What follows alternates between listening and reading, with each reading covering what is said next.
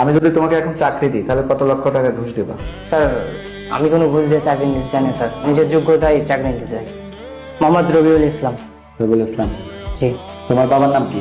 মোহাম্মদ আফজল হোসেন। আফজল। তোমার মায়ের নাম কি? রশিদা বেগম। রশিদা বেগম। আচ্ছা, তোমার জেলা কোনটা? জেলা বগুড়া। বগুড়া। থানা? শিবগঞ্জ। শিবগঞ্জ। আচ্ছা, গ্রামের নাম কি তোমার? গ্রামের নাম স্যার বাহাদুরপুর। বাহাদুরপুর। তোমরা কয় ভাই বোন? স্যার আমার কোনো ভাই ও বোন নাই, আমি একা, বাবা মার একমাত্র সন্তান। তুমি একাই? জি স্যার। একা হয়ে তুমি সেনাবাহিনীতে যোগদান করতে চাও? হ্যাঁ স্যার। যদি গুলি লেগে মারা যাও তোমার বাবা মা মেনে নিবে? হ্যাঁ স্যার। তোমার বাবা কি করে? বাবা মালয়েশিয়ান প্রবাসী। মালয়েশিয়ার প্রবাসী। তোমাদের পরিবারের মাসিক ইনকাম কত? স্যার বাবার ওখানে থাকা খাওয়া শেষ করার পরে আমাদের জন্য পাঠাই স্যার 12 থেকে 15,000 টাকার ভেতর, এর ভিতরে আমরা মানাই নেই, চলতে পারো? হ্যাঁ স্যার। আচ্ছা, তোমার হচ্ছে এখানে আছো কত টাকা চুক্তি করে আসছিল?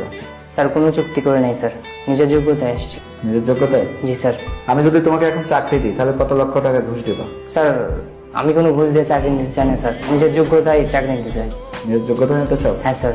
তোমার ফোনে কয়টা মেয়ের ছবি আছে? স্যার আমার ফোনে কোনো মেয়ের ছবি নাই। মেয়ের ছবি নাই? না স্যার। তোমার ফেসবুকে কয়টা মেয়ে আছে? ফেসবুকে স্যার আমার কোনো মেয়েই নাই। তোমার ফোনে তো খারাপ ভিডিও দেখলাম, আছে? না স্যার। আর দেখলাম যে তোমার একটা দালাল বারবার ফোন দিচ্ছে, সেটা কে? স্যার দালাল নামে তো আমি কাউকে চিনিই না। কেন না? না স্যার।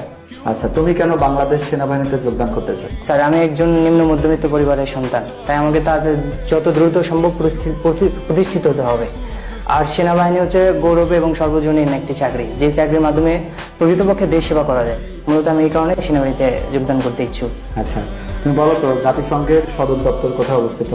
স্যার নিউ ইয়র্কে, আমেরিকান নিউ ইয়র্কে। নিউ ইয়র্কে। বাংলাদেশের কোন দ্বীপকে সাগরকন্যা বলা হয়? Sir Saint Martin. Saint Martin. জি স্যার। তুমি বর্তমান সরকারের একজন উপদেষ্টার নাম বলো। আসিফ মাহমুদ। আসিফ মাহমুদ।